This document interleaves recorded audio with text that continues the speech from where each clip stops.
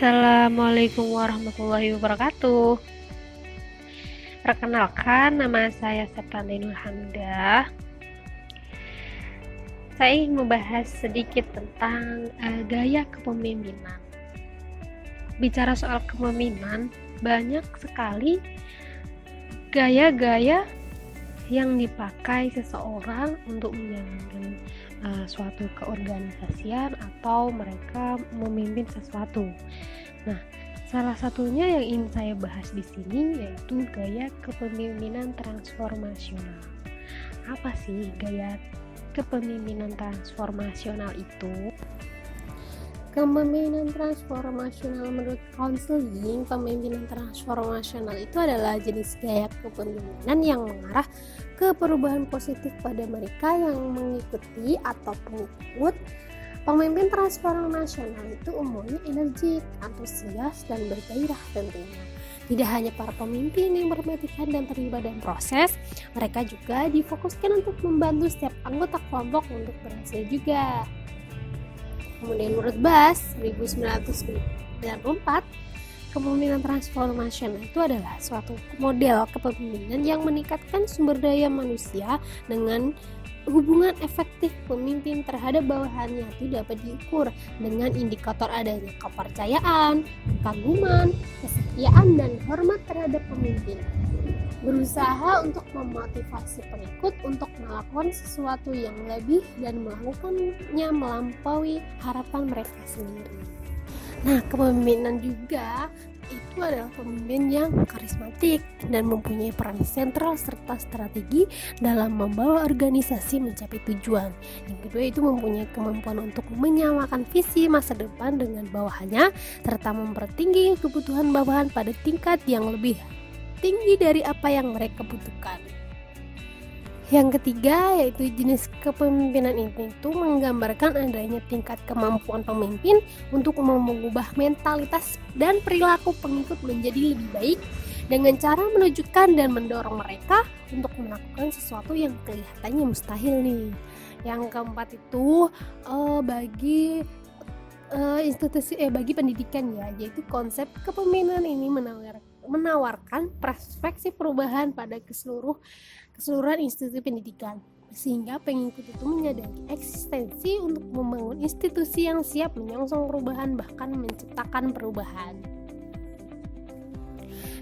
Kemudian karakteristik apa nih yang dimiliki gaya kepemimpinan transformasional? Yaitu yang pertama, pemimpin itu mengidentifikasikan dirinya sebagai sebuah agen perubahan. Kemudian pemimpin itu mendorong keberanian dan mengambil resiko. Pemimpin itu percaya pada orang-orang atau bawahannya. Kemudian pemimpin dilandasi oleh nilai-nilai. Kepemimpinan adalah seorang pembelajar sepanjang hidup atau lifelong learners. Kemudian kepemimpinan itu memiliki kemampuan untuk mengatasi kompleksitas, ambiguitas, dan ketidakpastian. Pemimpin juga adalah seorang pemimpin yang visioner.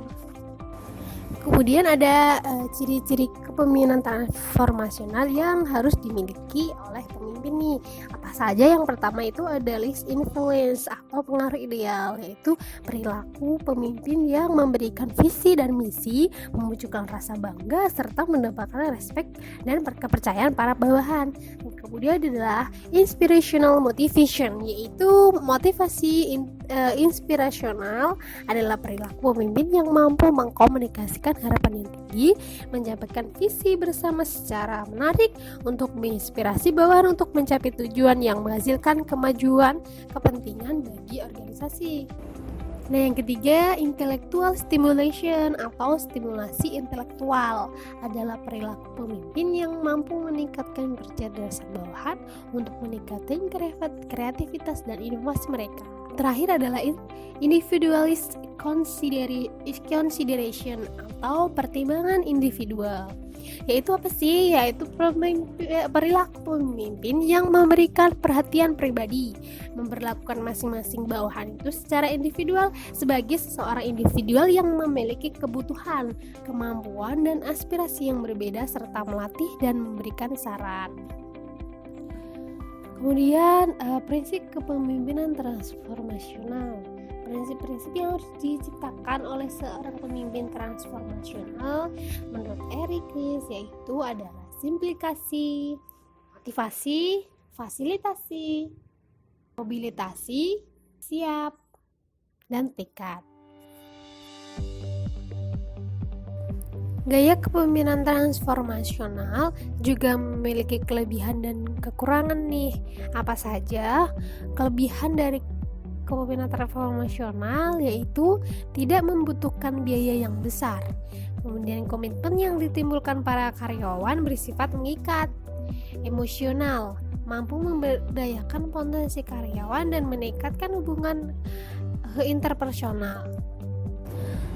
Dan kekurangannya dari kepemimpinan transformasional yaitu waktu yang lama agar komitmen bawahan tubuh terhadap pemimpin, tidak ada jaminan keberhasilan pada bawahan secara menyeluruh, membutuhkan perhatian para detail, serta sulit dilakukan pada jumlah bawahan yang banyak.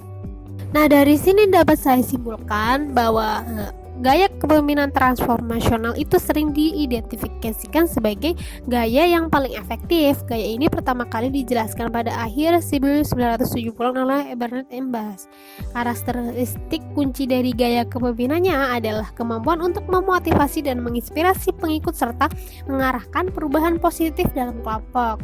Terus kemudian pemimpin transformasional itu cenderung cerdas secara emosional, energik dan bergairah.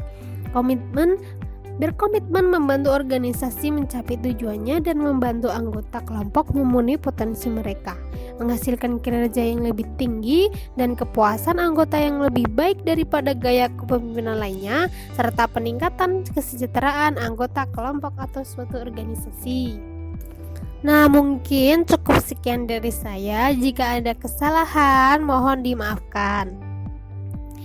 Wassalamualaikum warahmatullahi wabarakatuh.